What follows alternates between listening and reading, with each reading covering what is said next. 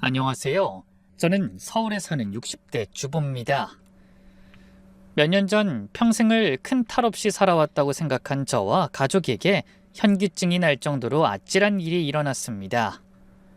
그 일을 겪으며 열 길 물속은 알아도 한 길 사람 속은 모른다는 말이 무슨 뜻인지 똑똑히 알게 됐죠. 그럼 가뜩이나 각박해진 세상 속에서 사람을 얼마나 조심해야 하는지 뼈저리게 느끼게 해준 그날의 사건을 조심스럽게 털어놔 보겠습니다.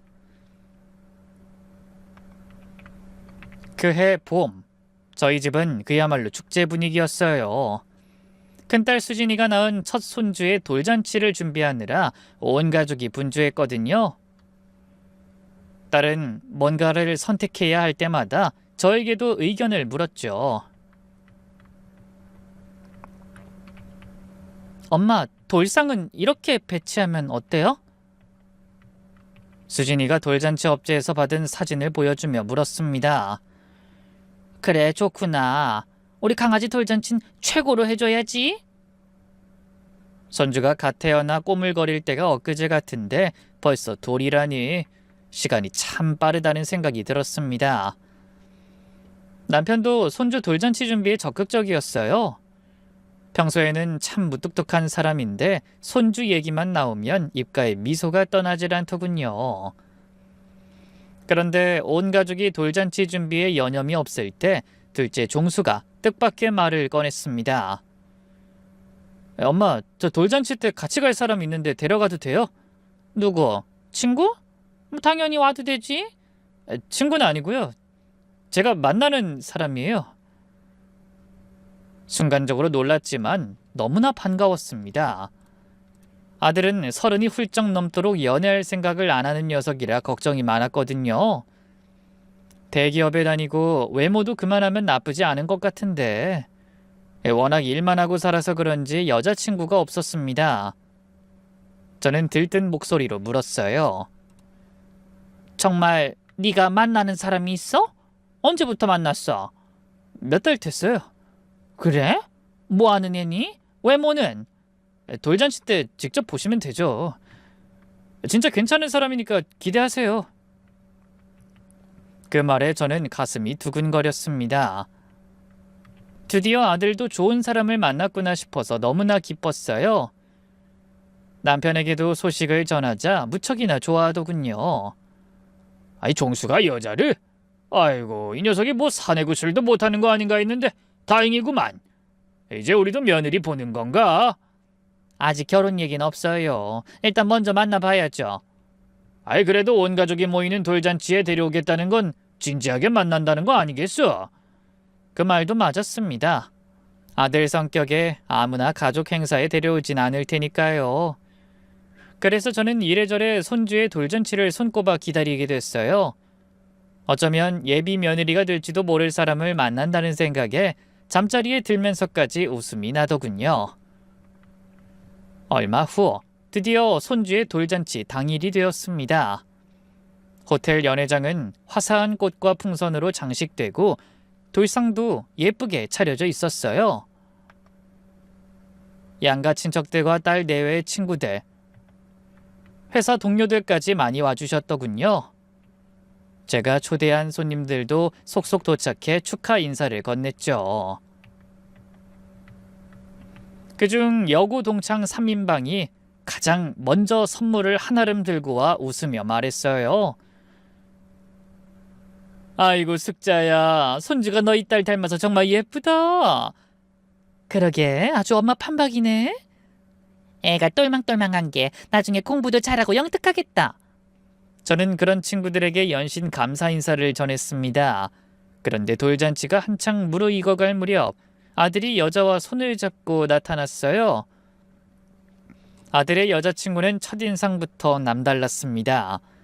긴 생머리에 단아한 얼굴, 베이지색 원피스를 입은 모습이 참 고상해 보였어요. 키는 아들보다 너무 크지도 작지도 않아 두 사람이 서 있는 게 딱 보기 좋을 정도였죠. 아들은 자랑스러운 표정으로 손님들 앞에서 여자친구를 소개했습니다. 엄마, 아빠, 제 여자친구 서윤이에요. 이름도 예쁘더군요. 서윤이는 저희 부부를 향해 90도로 인사했습니다. 안녕하세요, 아버님, 어머님. 잘 부탁드립니다. 저는 반가운 마음에 여자의 손을 덥석 잡으며 말했죠. 아유, 너무 반가워요. 근데 우리 종수는 언제부터 만났어요? 넉 달 정도 됐습니다. 말하는 것도 조곤조곤하고 예의 바른 것이 첫인상도 무척 좋았습니다. 그래서 궁금한 걸 이것저것 물었죠. 무슨 일을 하는지 물어봐도 될까요? 네, 저는 대학에서 시간 강사하고 있어요. 어머, 학생을 가르친다고? 공부를 많이 했나 보네. 그냥 열심히 했어요. 조만간 교수 임용되는 게 목표예요. 애가 얼굴만 예쁜 게 아니라 말하는 것도 똑부러지더군요. 아들이 괜찮은 여자를 데려왔다는 생각에 흐뭇했습니다. 그 모습을 본 제 여고 동창들이 부러운 듯 한마디씩 했죠. 아이, 숙자야, 며느리 될 사람이니? 아이, 정말 미인이다. 그러게, 우리 아들은 언제 장가가나 싶은데. 종수는 저런 미인 데려오다니 부럽네. 아까 들으니 대학생을 가르친다고? 공부도 잘했겠네. 대단하다 정말. 아들의 여자친구가 잠시 자리를 비운 사이 친구들의 질문이 쏟아졌습니다. 저마다 부러워하며 한마디씩 하니 저도 모르게 어깨가 으쓱해졌어요. 남편도 흐뭇한 눈길로 바라보다 아들을 향해 슬쩍 말했죠. 종수야, 애가 참 괜찮은 것 같다. 잘 만나봐라. 네, 안 그래도 진지하게 만나고 있어요. 솔직히 얼른 결혼하고 싶어서 양가 상견례 날짜 잡으려고 하는데 언제가 좋으세요? 그 말에 제가 눈을 크게 뜨며 물었습니다. 벌써? 아니, 아무리 좋아도 너무 빠른 거 아니니? 만난 지 넉 달밖에 안 됐다며. 제가 어린애도 아니고 연애만 길게 해서 뭐예요. 확신이 섰을 때 빨리 결혼해서 자리 잡는 게 좋죠. 좀 급한 것 같긴 했지만 아들 나이가 있으니 그럴 만하다고 생각했습니다. 그때 남편이 고개를 끄덕이며 이렇게 말하더군요. 그래, 알았다. 1살이라도 젊을 때 결혼해야 애 갖기도 쉽겠지. 우린 아무 때나 상관없으니 저쪽 어른들 괜찮은 날로 잡도록 해라. 그 와중에 돌잔치가 성황리에 끝났습니다. 손주는 돌잡이에서 마이크를 잡았고 다들 웃으며 방송에 나올 날을 기다리겠다고 했죠. 잠시 후 집에 돌아와서 남편에게 물었습니다. 여보, 그 서윤이란 애 참 괜찮은 것 같지 않아요? 그러게, 예쁘기도 하고 똑똑하기도 하고. 종수가 처복이 있나 봐. 상견례엔 뭘 입고 나가야 하려나? 아유, 이 사람아, 우선 날이나 잡으면 그때 고민해. 남편은 핀잔을 주면서도 얼굴은 웃고 있었어요. 저희 부부의 오랜 걱정이 한순간에 날아가는 기분이었으니 그럴만했죠. 그날 밤 저는 행복한 마음으로 잠자리에 들었습니다. 큰딸은 이미 결혼해 잘 살고 있고 둘째도 좋은 사람 만나 상견례를 앞두게 됐으니 더 바랄 게 없었거든요. 돌잔치에서의 첫 만남 이후 아들은 예비 며느리를 가끔 집에도 데려왔습니다. 하루는 아들이 홍삼을 내밀며 이렇게 말하더군요. 엄마, 이거 받으세요. 서윤이가 엄마랑 아버지 드리려고 샀나 봐요. 어머나, 이런 걸 왜 사왔어? 다음엔 그냥 와. 이제 한 식구인데 뭐하러 예의를 차려. 그러자 예비 며느리가 쑥스러운 듯 얼굴을 밝히며 말했습니다. 지난번에 뵀을 때 어머니가 감기 기운 있으신 것 같아서요.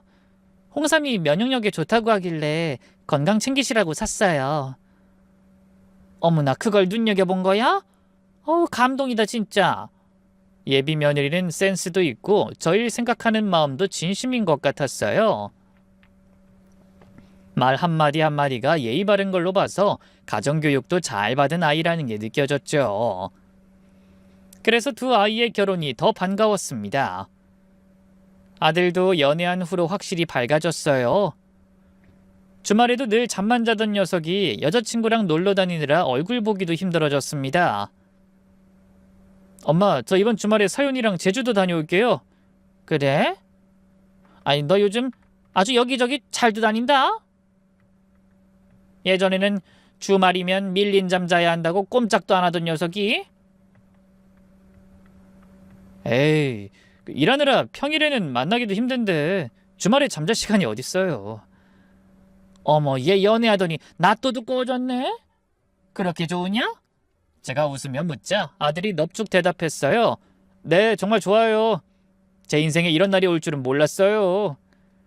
아들이 행복해하는 모습을 보니 저도 덩달아 행복했습니다. 머리도 똑똑하고 예의도 바른 며느리가 사람을 기분 좋게 하는 말도 잘해서 더 예쁘더군요. 하루는 예비 며느리가 집에 와서 저녁을 먹는다고 하길래 된장찌개를 끓였습니다. 그런데 밥을 맛있게 먹던 아이가 이런 말을 했어요. 어머니, 제가 늘 먹던 거랑 똑같은 재료로 끓인 된장찌개 같은데 어쩜 이렇게 맛있을 수가 있어요? 뭐 남다른 비법이 있으신 거예요? 그래? 아이, 자주 와서 먹어. 많이 해줄 테니까. 정말요? 감사합니다. 어머니가 해주시는 건 다 맛있어요.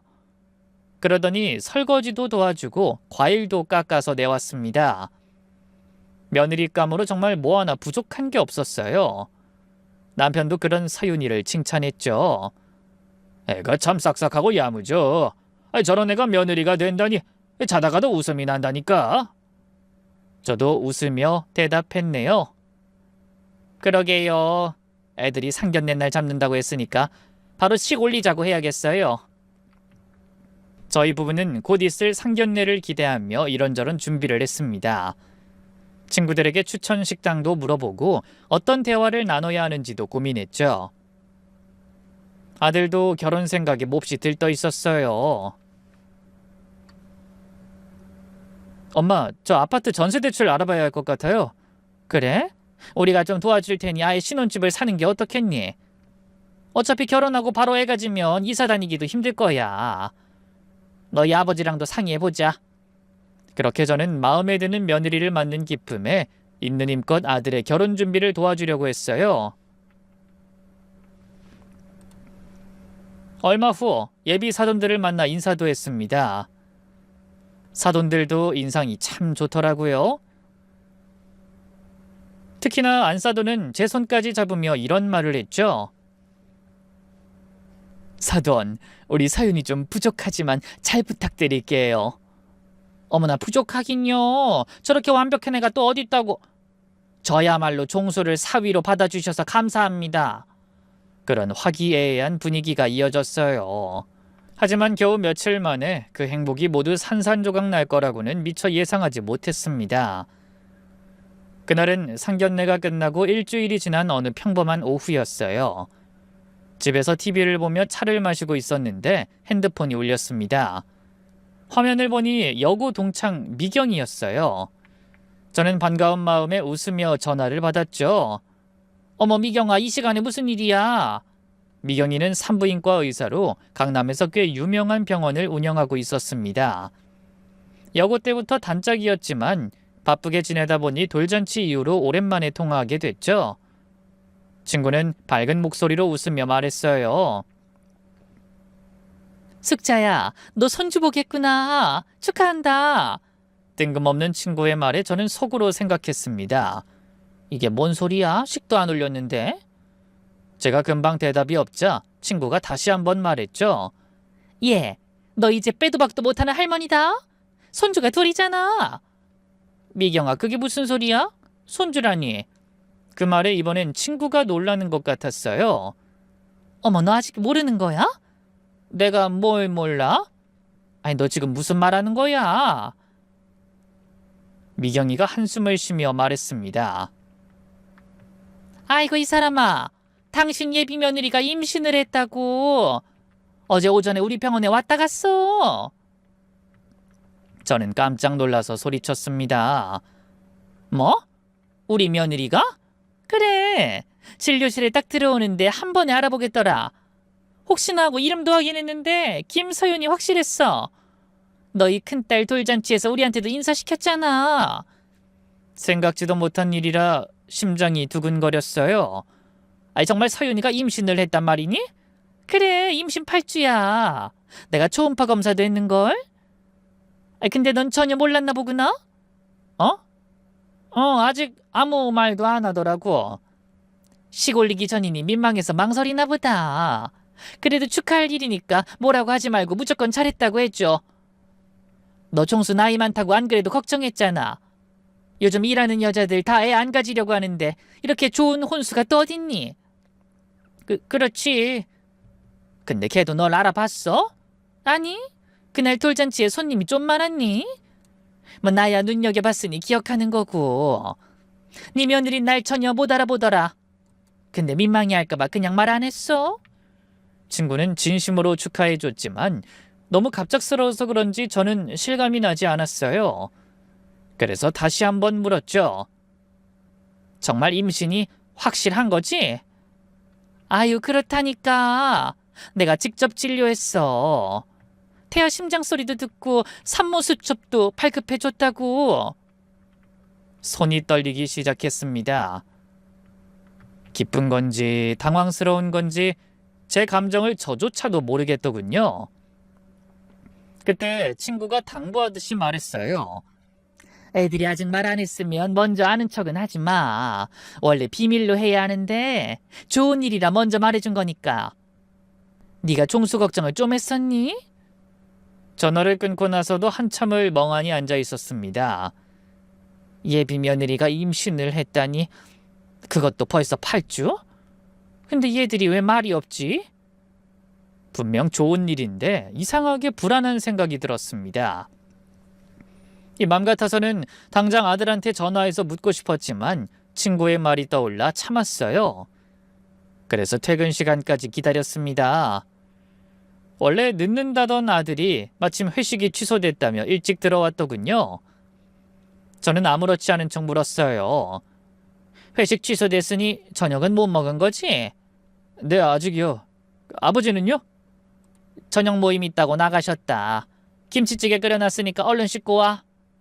잠시 후 밥상을 차려주며 조심스럽게 운을 뗐습니다. 종수야, 서윤이 요즘 컨디션 어때? 괜찮아? 제 말에 아들이 의아한 표정으로 물었어요. 네? 갑자기 그런 건 왜요? 아유, 그냥 지난번에 왔을 때 좀 피곤해 보였던 것 같아서. 제 말에 아들이 숟가락을 내려놓으며 말했습니다. 아, 맞아요. 요즘 좀 그런 것 같더라고요. 학교에 일이 많대요. 다음 학기 강의 준비하고 논문도 써야 하고 너무 바쁜 것 같아서 걱정이에요. 그래? 혹시 다른 이유는 없고? 다른 거 어떤 이유요? 아니 그냥 혹시 밥은 잘 먹니? 글쎄요. 그러고 보니 어제는 입맛이 없다고 잘 못 먹더라고요. 아마 스트레스 때문인가 봐요. 입맛이 없다니 입덧일 수도 있겠다는 생각이 들었습니다. 하지만 종수는 정말 아무것도 모르는 눈치였어요. 종수야, 혹시 서윤이가 뭔가 고민이 있는 것 같으면 언제든 얘기하라고 해라. 우린 곧 가족이 될 사이잖아. 네? 갑자기 왜 그런 말씀을 하세요? 아들은 밥을 먹다 말고 눈을 동그랗게 뜨며 묻더군요. 저는 애써 아무렇지 않은 척 대답했습니다. 아니, 그 며느린 딸이나 마찬가지니까. 애가 못 먹는다니 걱정이 돼서 그러지. 그러고는 너무 수상하게 굴었나 싶어 얼른 화제를 돌렸습니다. 그 찌개 맛 어떠니? 맨날 돼지고기만 먹으니 오늘은 꽁치 통조림 넣어봤는데. 맛있어요. 뭐 엄마가 해주는 거야 다 맛있죠. 아들은 늘 그랬던 것처럼 사람 좋아 보이는 웃음을 지었습니다. 하지만 그런 아들을 보는 제 마음은 영 편하질 않았어요. 그날 밤 남편에게 친구가 전화 걸어 한 말을 전했습니다. 남편도 깜짝 놀라 소리쳤죠. 뭐? 서윤이가 임신을 했다고? 조용히 해요. 종수가 들으면 어떡해요? 아니 그럼 종수는 아직 모르는 거야? 네, 모르는 것 같아요. 아까 넌지시 물어봤는데 전혀 모르는 눈치였어요. 남편도 당황스러워했습니다. 이상하네. 그런 일을 왜 말 안 했지? 그러니까요. 다른 것도 아니고. 그렇게 중요한 일을 왜 종수한테 말 안 하는 걸까요?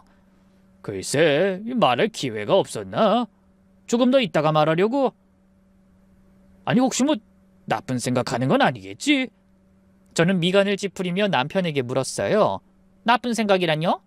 아, 왜 그런 거 있잖아. 그 일하는 여자들 애 안 낳고 싶어 하는데 실수로 임신하면 나쁜 생각하는 거. 저는 깜짝 놀라서 펄쩍 뛰었어요. 어머나 설마요. 아, 종수는 결혼하면 바로 애 가지고 싶다고 했는데. 아이, 그건 종수 생각이지. 서윤이는 교수 임용이 목표이내니까 생각이 다를 수도 있지. 아유, 이거 말하다 보니까 술이 확 깨네. 만약에 그런 생각하는 거면 말려야 하는데. 저희 부부는 밤늦도록 그 문제로 고민했습니다. 아들에게 직접 물어볼 수도 없고 며느리에게 물어보기도 애매했어요. 그래서 다음 날까지 밥도 제대로 못 먹고 고민하던 저는 한 가지 묘안을 생각해냈습니다. 며느리에게 연락해 밥 먹으러 오라고 한 겁니다. 그러자 다음 날 예비 며느리가 집에 과일을 사들고 왔더군요. 어머니 안녕하세요. 요즘 제철 과일이 많아서 좀 드셔보시라고 사왔어요. 어머나 뭘 이런 걸까지 신경을 쓰니. 고맙다. 어서 들어와라. 그날 저는 맞은편에 앉아 예비 며느리의 얼굴을 유심히 관찰했어요. 확실히 얼굴이 좀 거칠하고 수척해 보이더군요. 아이 서윤아, 너 요즘 많이 피곤해 보이는데 무슨 일 있니? 제 물음에 며느리의 얼굴에 잠시 어두운 기색이 비쳤어요. 하지만 이내 평소에 밝은 얼굴로 돌아와 대답했습니다. 아, 네. 학교 일이 좀 많아서요. 다음 학기 강의 배정 때문에 신경 쓸 일이 많아요. 그래? 아유, 힘들겠구나. 몸은 괜찮고? 네, 그럼요. 그냥 좀 피곤한데 바쁜 것만 지나면 괜찮을 거예요. 그런데 그때 찌개를 한 입 먹은 예비 며느리가 갑자기 헛구역질을 하는 게 아니겠어요? 어머, 괜찮니? 왜 그러니? 며느리의 얼굴에서는 핏기가 점점 사라지고 있었어요. 아이, 죄송해요. 갑자기 속이 안 좋아서. 괜찮아? 병원 가봤니? 아, 네. 그냥 스트레스성 소화불량이래요. 크게 걱정할 건 아닌 것 같아요. 저는 그런 예비 며느리를 보며 굳은 얼굴로 말했어요. 서윤아, 혹시 무슨 일 있으면 꼭 말해라. 우리는 곧 가족이 될 사이니까 부담스럽게 생각하지 말고. 하지만 예비 며느린 여전히 아무 일도 없다는 듯이 웃으며 말했어요. 네, 알겠습니다. 감사해요, 어머니. 며느리가 돌아간 후 제 의심은 확신으로 바뀌었습니다. 예비 며느린 분명 임신했고 그 사실을 숨기고 싶어하는 것 같았어요. 그날 밤 저는 뜬 눈으로 밤을 새웠습니다. 뭔가 불길한 예감이 들었거든요. 예비 며느리가 숨기고 있는 게 임신만이 아닐지도 모른다는 생각이 든 겁니다. 그러면서도 갈등했어요. 아유, 내가 너무 의심이 많은 걸까? 아이, 서윤인 좋은 아인데 내가 색안경을 쓰고 보는 건 아닐까? 하지만 한 가지는 분명했어요. 예비 며느리가 아들과 저희에게 필사적으로 임신 사실을 숨기는 데는 그만한 이유가 있을 거라는 거죠. 그래서 저는 어떻게든 그 이유를 알아야겠다고 생각했습니다. 다음 날 아침 큰 결심을 하고 집을 나섰어요. 며느리가 일하는 대학에 가보기로 한 겁니다. 제가 보지 못하는 곳에서 어떻게 지내고 있는지 궁금해졌거든요. 그리고 거기서 혹시나 뭔가를 알아낼지도 모른다는 생각이 들었죠. 일단 남편에게는 말하지 않고 움직이기로 했어요. 뭔가 단서를 알아내기 전까지는 괜한 걱정을 끼치고 싶지 않았죠. 그래서 남편을 보며 아무렇지 않게 말했어요. 여보, 나 오늘 친구들 만나고 올게요. 그래, 저녁은? 밥은 밖에서 먹고 올 거예요. 그 순두부찌개 끓여놨으니까 밑반찬하고 밥 좀 챙겨 먹어요.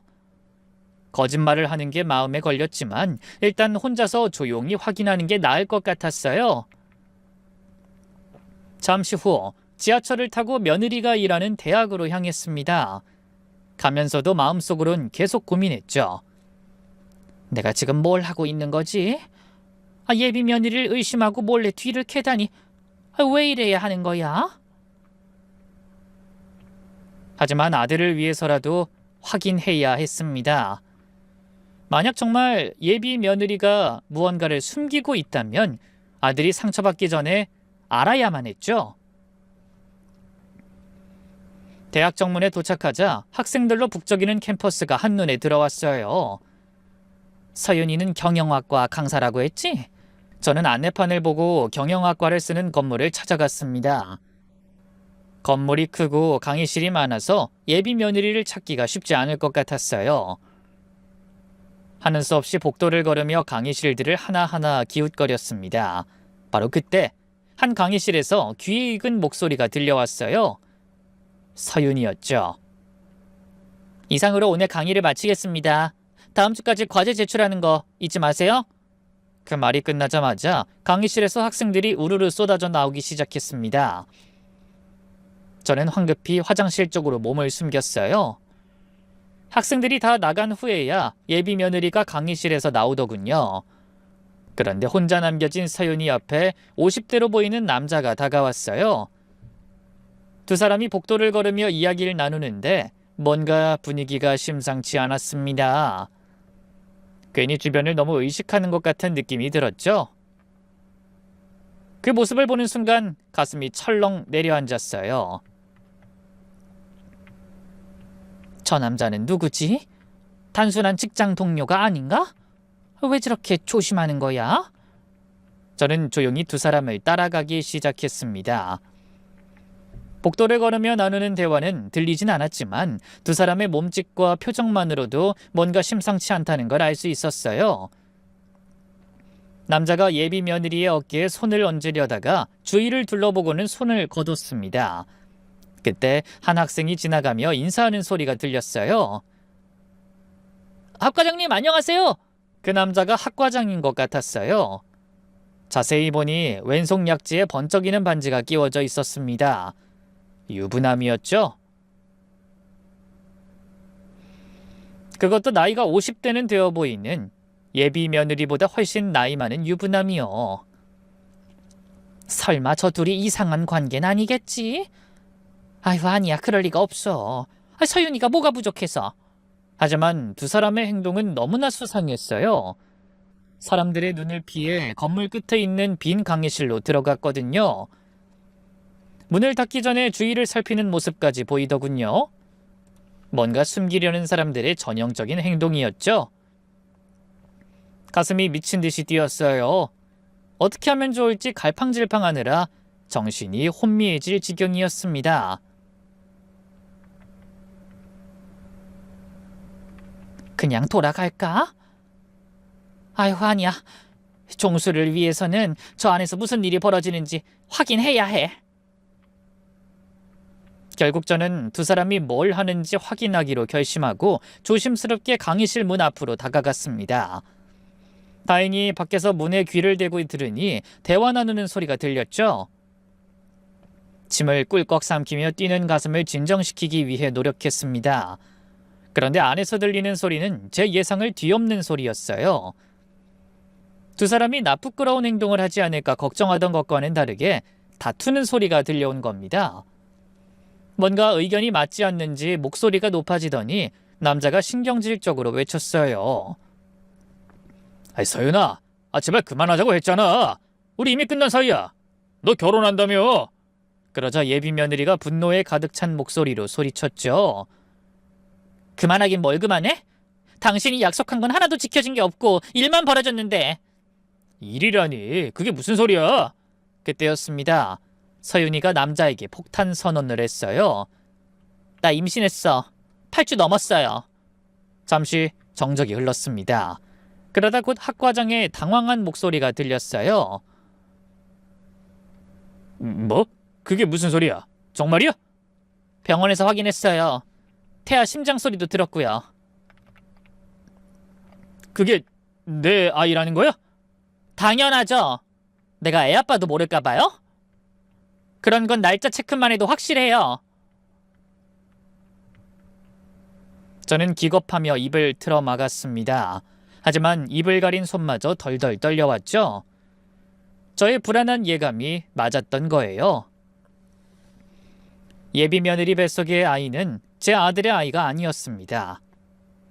제가 가빠오는 숨을 감당하기 어려워 간신히 정신을 붙들고 있을 때 남자의 목소리가 들려왔어요.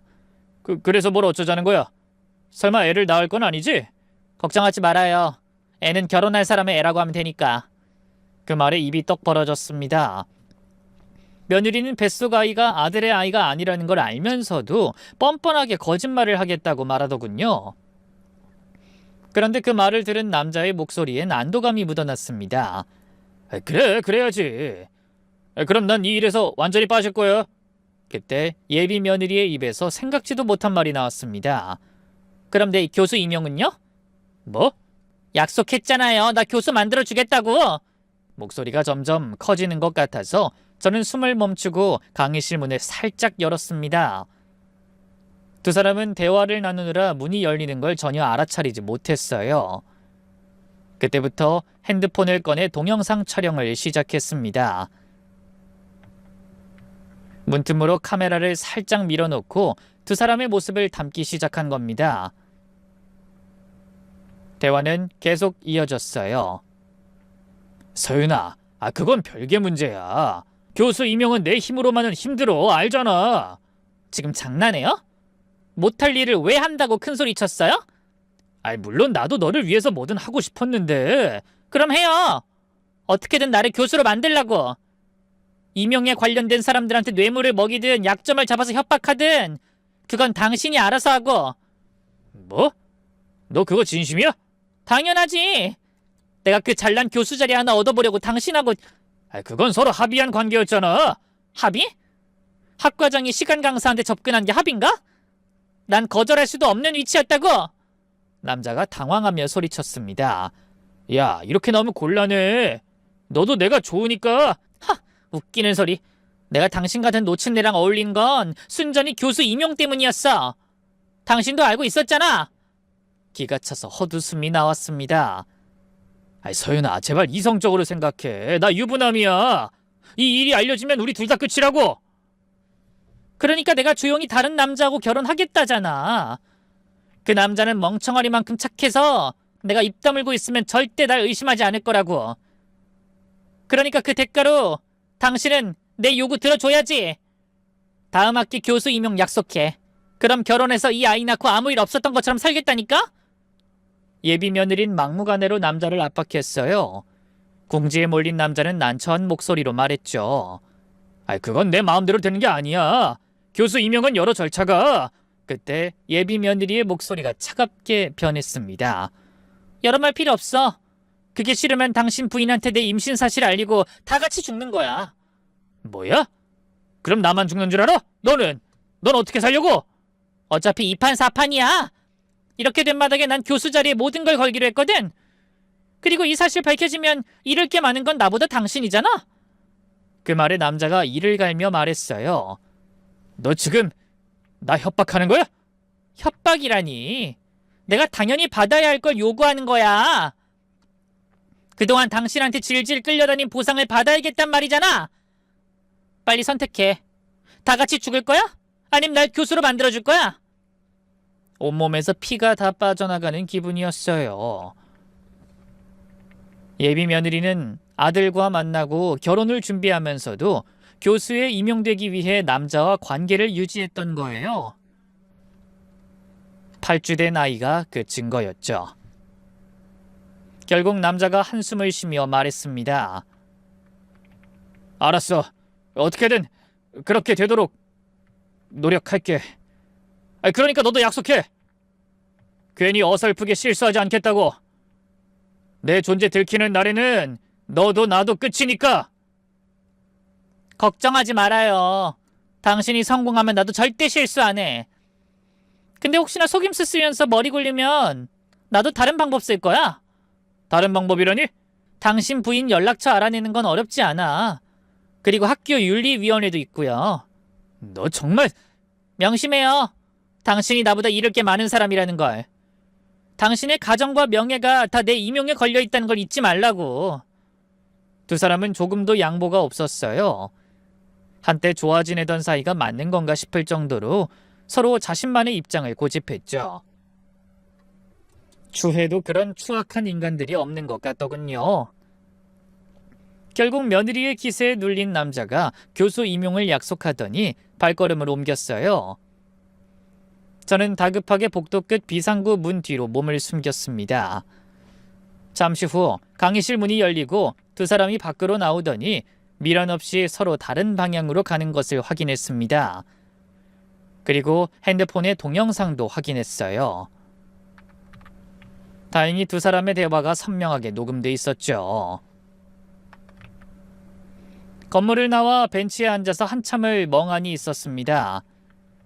이 사실을 어떻게 받아들여야 할지, 아들에게는 어떻게 말해야 할지 가슴이 무너져 내리는 것 같았어요.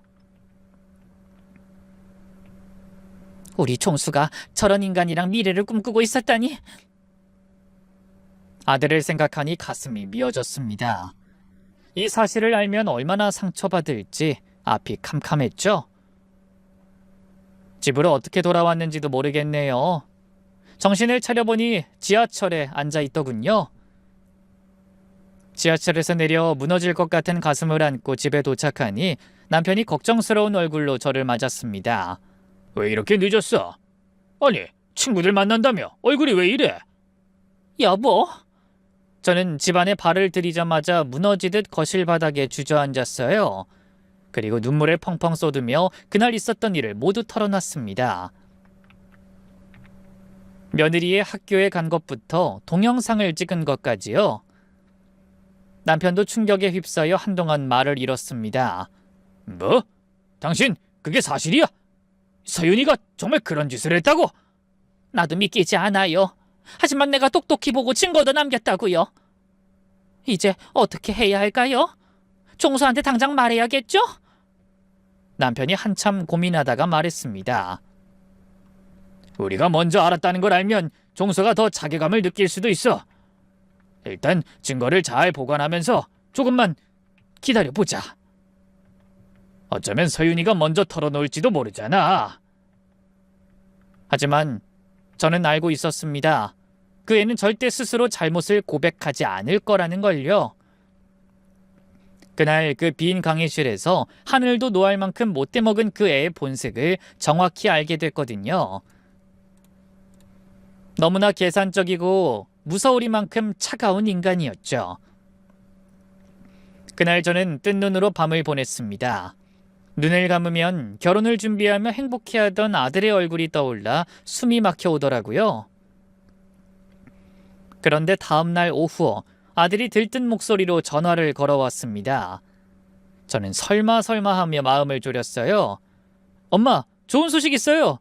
그 말을 듣자 심장이 쿵 내려앉았습니다. 그리고 결코 듣고 싶지 않았던 말이 전화기 너머에서 들려왔죠. 엄마, 서윤이가 임신했대요. 우리 아이를 가진 거예요. 행복에 젖은 아들의 목소리에 심장이 터질 것 같은 분노가 느껴졌습니다. 아들은 아빠가 된다는 기쁨에 들떠 있는 것 같았어요. 저는 무너진 가슴을 추스르며 간신히 대답했네요. 그래? 네, 그래서 결혼을 서둘러야 할 것 같아요. 엄마도 좋으시죠? 종수야. 제가 나지막히 아들을 불렀지만 흥분해서 듣지 못했는지 계속 아이에 대한 말을 반복했어요. 아들이 얼마나 기뻐하는지 고스란히 느껴졌죠. 엄마, 제가 아빠가 되는 거예요. 믿어주세요? 그렇구나, 종수야. 오늘 저녁에 서윤이 데리고 집으로 올래? 네? 뭐 맛있는 거 해주시려고요? 알았어요. 안 그래도 요즘 뭘 잘 못 먹어서 걱정이었는데 엄마가 손주 위해서 맛있는 것 좀 해주세요. 어쩐지 요즘 속이 안 좋다고 하더니 그게 말로만 듣던 입덧이었나 봐요. 아들이 신나게 떠들다 전화를 끊은 후 저는 또 주저앉아 한참을 울어야 했습니다. 제가 더는 지켜볼 수 없다고 하자 이번엔 남편도 한숨을 쉬며 이렇게 말했죠. 그래, 당신 뜻대로 해. 종수가 상처받을 게 걱정이지만 진실은 밝혀야겠지. 그날 저와 남편은 비통한 심정으로 약속 시간이 오기만을 기다렸습니다. 날이 저물자 아들이 환한 얼굴로 예비 며느리의 손을 잡고 집 안으로 들어서더군요. 아버님, 어머님 안녕하세요. 손에는 꽃다발과 선물 상자를 든 서윤이가 환하게 웃고 있었죠. 저는 냉정한 표정으로 한숨을 쉬며 답했습니다. 들어와라. 거실 소파에는 남편이 평소와 달리 굳은 얼굴로 앉아 있었어요. 그렇게 네 사람이 마주 앉자 무거운 침묵이 흘렀습니다. 하지만 아무것도 모르는 아들이 기쁜 얼굴로 먼저 입을 열었죠. 아빠, 엄마한테 들으셨죠? 저희 아기가 생겼어요. 서윤이 대견하죠? 결혼하기 전이라고 민망하다는데 전 너무 행복해요. 요즘에 난임도 많다는데 이렇게 금방 아이가 생긴 건 오히려 축복인 것 같아요. 그 말을 하면서도 아들은 예비 며느리의 손을 꼭 잡고 있었어요. 마음 같아서는 당장 달려가 그 뻔뻔한 낯짝을 냅다 한 대 올려붙이고 싶더군요. 결국 저는 더 이상 참지 못하고 가슴속에 숨겨온 말을 거침없이 외치고 말았습니다. 너, 그 아이 정말 우리 종수 아이가 맞니?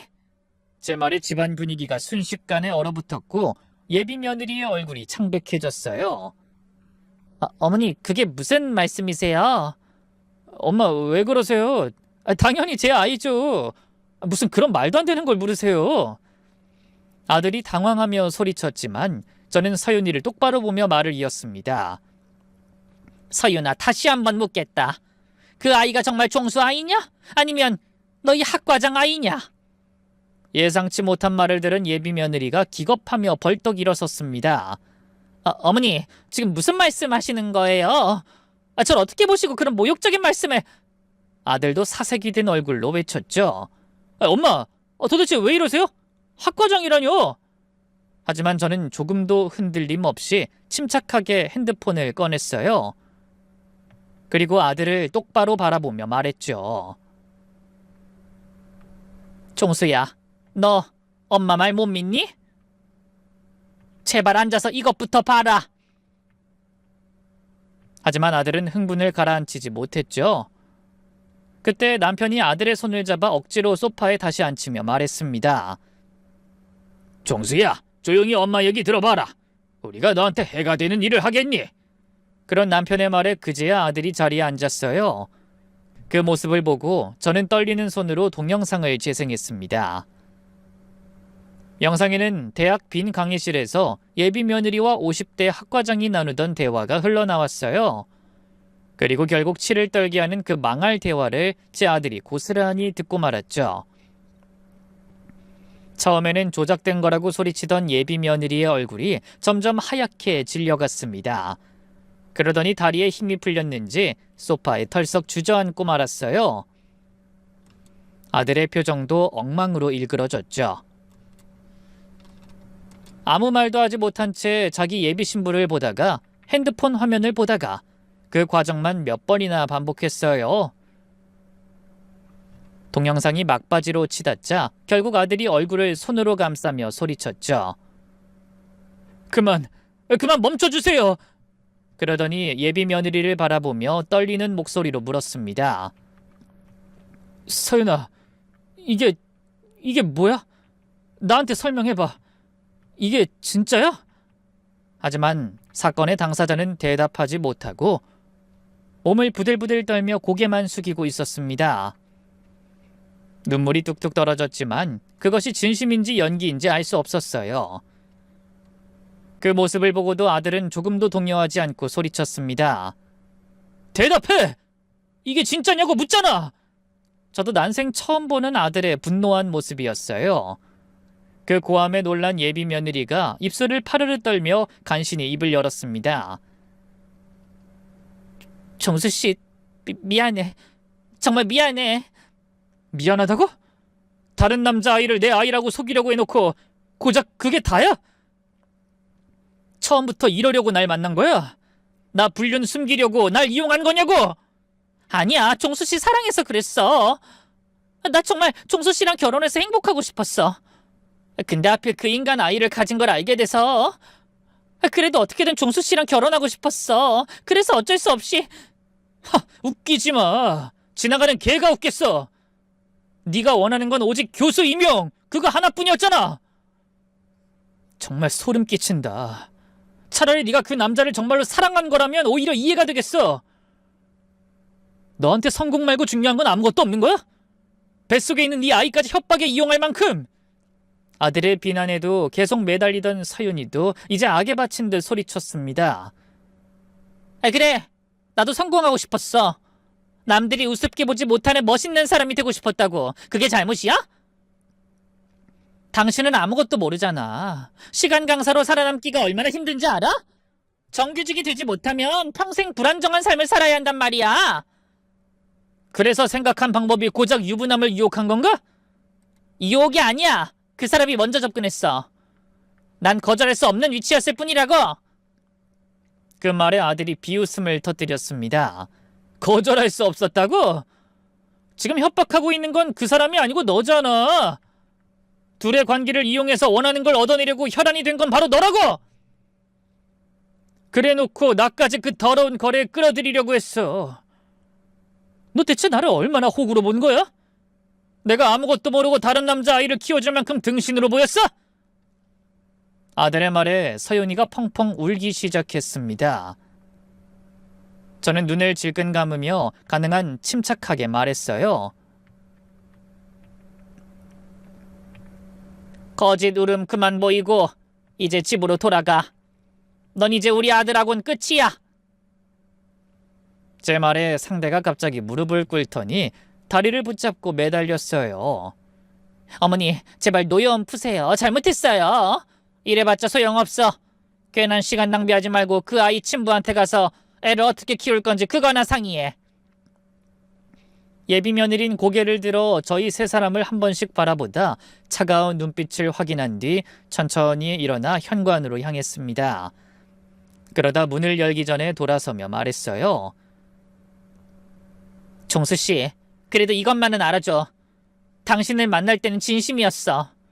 하지만 아들은 대답하지 않았습니다. 등을 돌린 채 창밖만 바라보고 있었죠. 여자가 나간 후 거실에는 무거운 침묵이 내려앉았어요. 아들이 소파에 털썩 주저앉으며 괴로운 듯 고개를 젖히고 허공을 바라봤어요. 종수야. 제가 아들의 어깨에 손을 얹자 어깨가 떨려오는 게 느껴졌습니다. 아들이 울고 있었어요. 가슴이 찢어지는 것 같더군요. 엄마, 저 정말 바보 같죠? 저런 여자한테 속기나 하고. 아니야, 네가 바보가 아니라 뻔뻔한 그 계집애가 나쁜 거지. 남편도 아들 옆에 앉으며 말했습니다. 종수야, 지금은 힘들겠지만 이게 얼마나 다행이냐. 결혼하기 전에 알게 된 게 조상님이 도우신 거야. 그렇게 사건이 일단락되는 것 같았어요. 하지만 그날 밤 가족 중 누구도 편하게 잠들지 못했습니다. 저는 아들이 걱정돼 자꾸 한숨이 나왔고 남편은 혼자 식탁에 앉아 연신 소주를 마셨죠. 그리고 아들은 베개가 흠뻑 젖도록 울었습니다. 내 아들 가슴을 이렇게 찢어놓다니 절대로 용서 못해. 그날 저는 아들의 눈물을 보고 결국 고민해오던 일을 실행에 옮겼어요. 도저히 그대로 끝내기에는 원통해서 안 되겠더라고요.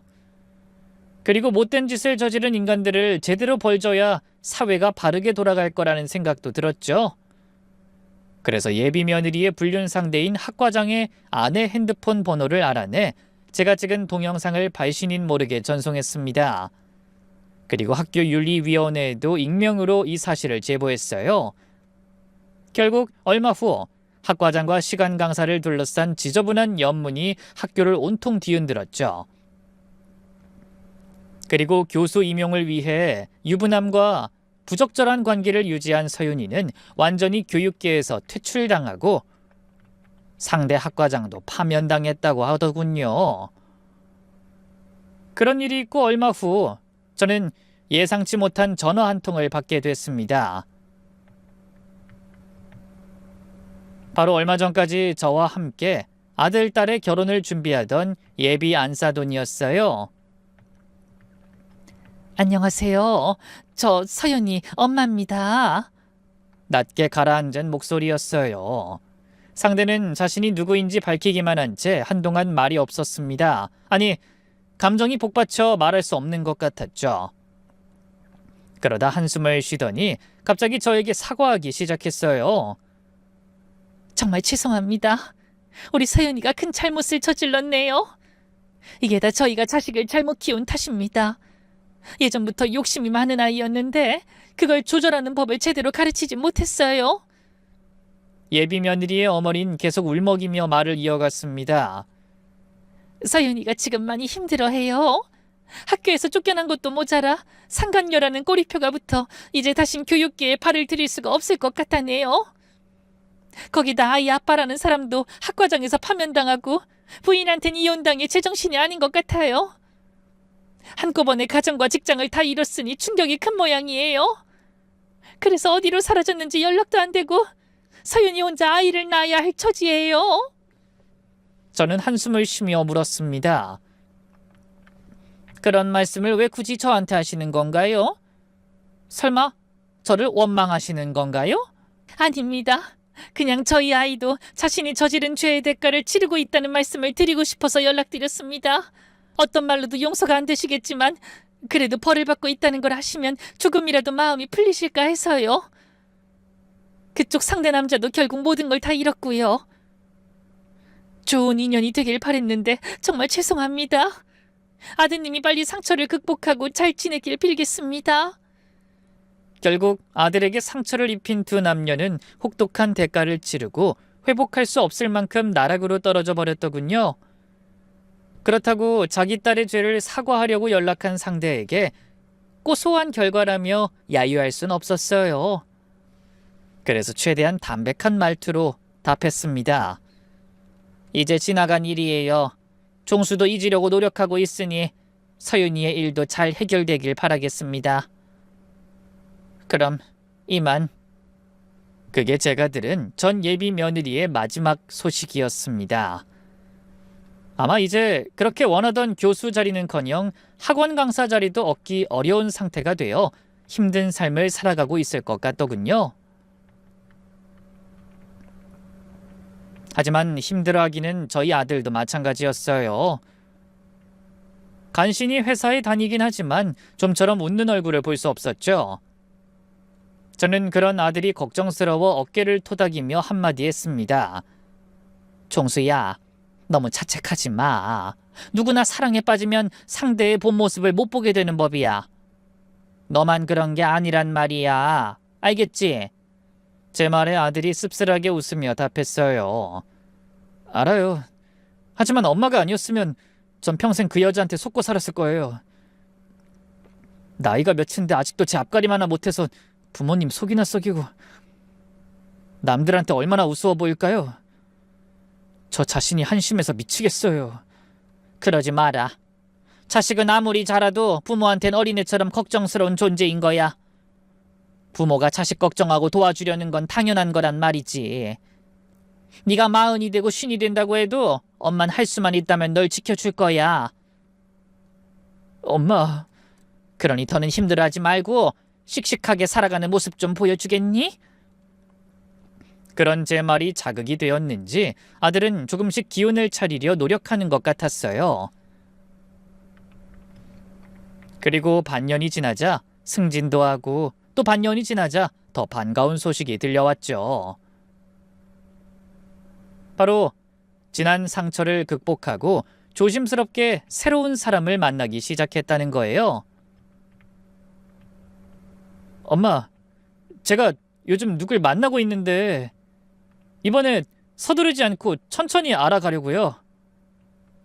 그래? 아유, 잘 생각했다. 급할 거 없으니 서로 어떤 모르는 점이 있는지 충분히 알아보면서 잘 만나봐. 그리고 1년 만에 아들은 여자친구를 데려왔습니다. 신중하게 사계절을 함께 보낸 뒤 서로에 대한 마음을 굳힌 것 같더군요. 화려하진 않지만 차분하고 단정해 보이는 선한 인상의 여자였어요.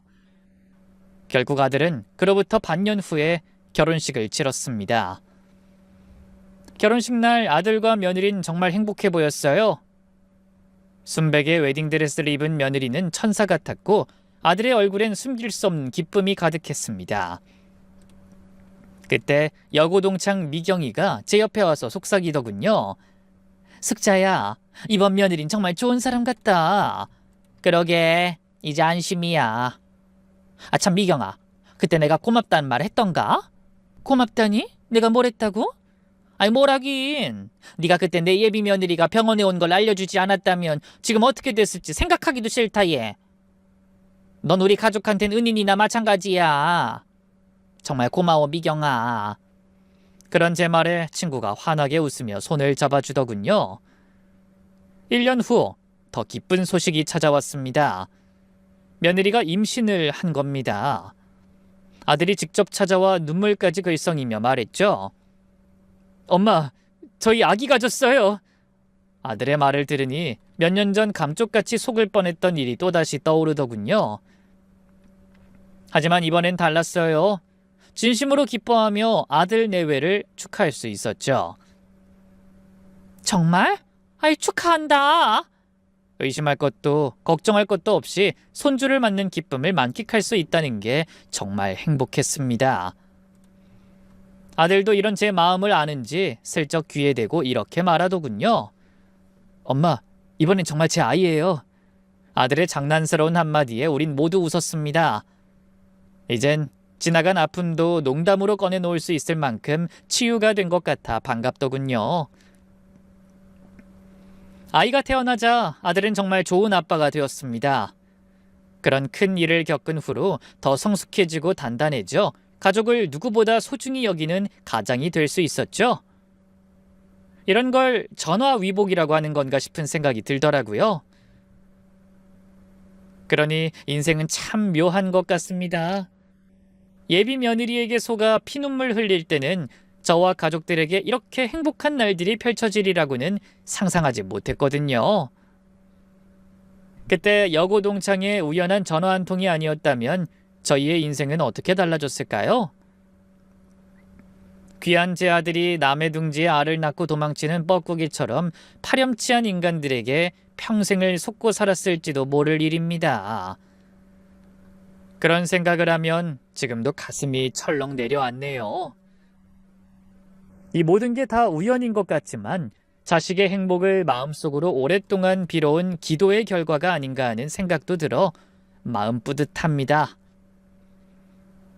이제 저는 손자를 둘이나 둔 할머니가 되었습니다. 큰딸의 아이와 얼마 전 태어난 아들의 아이까지. 귀여운 손주들을 보며 진정한 행복의 의미를 하루하루 새롭게 깨달아가고 있죠. 반면에 부질없는 야망 때문에 거짓의 탑을 쌓아 올린 전 예비 며느리와 그 상간남은 오랜 시간의 노력으로 쌓아온 모든 것을 한순간에 잃었습니다. 그 모습을 통해 요행을 바라거나 양심에 어긋나는 행동이 얼마나 큰 화를 불러올 수 있는지 저는 똑똑히 확인했어요. 그러니 부디 오늘 이 사연을 함께 하신 여러분은 거짓이 아닌 스스로의 노력으로 만든 알찬 행복을 이뤄가시길 바라며 저는 이만 인사드리겠습니다. 오늘도 구름 한 점 없는 가을 하늘처럼 맑게 빛나는 하루 보내세요. 모두 감사합니다.